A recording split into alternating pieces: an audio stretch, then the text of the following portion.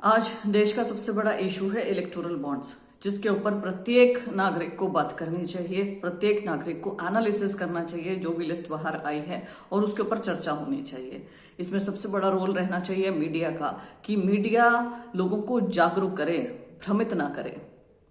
इसमें यदि आप देखेंगे कि जो हजारों करोड़ों का लेन देन हो रहा है, उसमें कौन सी कंपनीज हैं?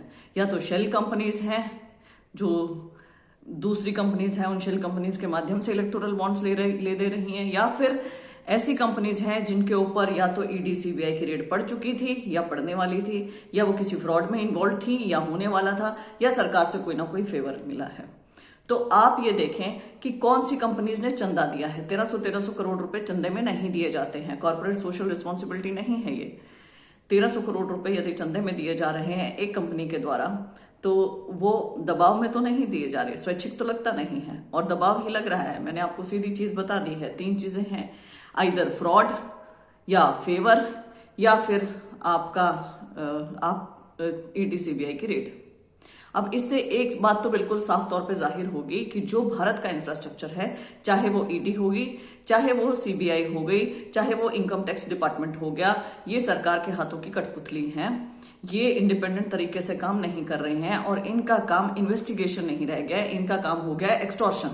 कैसे एक्सटॉर्शन करें, कैसे पैसा निकाला जाए, और ये जो पैसा है ये स्वैच्छिक चंदा नहीं, ये रिश्वत के या फिर ब्लैकमेल का पैसा लग रहा है, क्योंकि ये घटनाएं आपस में इंटरकनेक्टेड हैं।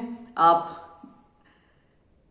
ट्रेड करने वाले हैं या रेड हो चुकी है, आप किसी को फ्रॉड में आपने पकड़ लिया है, या किसी को फेवर करने वाले हैं या दे चुके हैं, उसके बाद ही एकदम से इलेक्टोरल बॉन्ड उस कंपनी द्वारा खरीदे गए और भाजपा को दिए गए। ये बहुत बड़ा इशू है, ये नेशनल एंटी नेशनल एक्टिविटी है, ये भारत विरोधी गतिविधि है, ये राष्ट्र विरोधी गतिविधि है। इससे बड़ा फ्रॉड स्वतंत्र भारत में आज तक नहीं हुआ है। ये बहुत बड़ा फ्रॉड है, यदि आप समझ पा रहे हैं तो। आजाद भारत में ये बहुत बड़ी चीज है, और प्रत्येक नागरिक को इसके खिलाफ आवाज उठानी चाहिए, प्रत्येक नागरिक को इसके खिलाफ खड़े होना चाहिए, और मीडिया अपना कर्तव्य पहचाने, नहीं तो सब कुछ खत्म हो जाएगा। पूरे विश्व में ऐसा नहीं होता है जो आज भारत में हो रहा है। पूरे विश्व में ऐसी चीज आज तक नहीं हुई है जो भारत में हुई है, और भारत में भी आजादी से लेके आज तक ऐसी चीज नहीं हुई है जो अब हो रही है, क्योंकि इलेक्टोरल बॉन्ड खुद प्रधानमंत्री लेकर आए थे। ये जो इतना बड़ा भ्रष्टाचार है, ये भ्रष्टाचार शुरू खुद प्रधानमंत्री जी ने किया था। प्रधानमंत्री ने कहा था कि इलेक्टोरल बॉन्ड लेके आते हैं, इससे पॉलिटिकल फंडिंग साफ हो जाएगी। जितनी इलेक्शन के समय में या इलेक्शन के बाद पॉलिटिकल पार्टीज को पैसा मिलता है, उसका पता चल जाएगा। ये पता चला है। अब इसके बारे में क्या कहेंगे प्रधानमंत्री जी?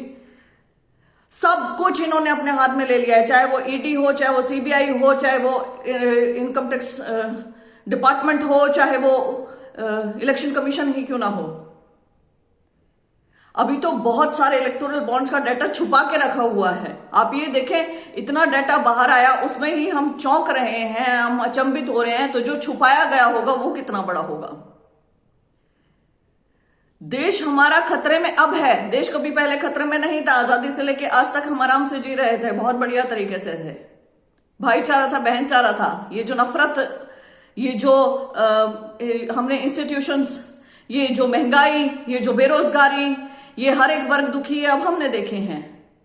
और ये जो इतना बड़ा घोटाला, आजाद भारत का सबसे बड़ा घोटाला, सबसे बड़ा स्कैम, ये इलेक्टोरल बॉन्ड स्कैम जो ये सामने आया है, ये तो सबसे बड़ी चीज है।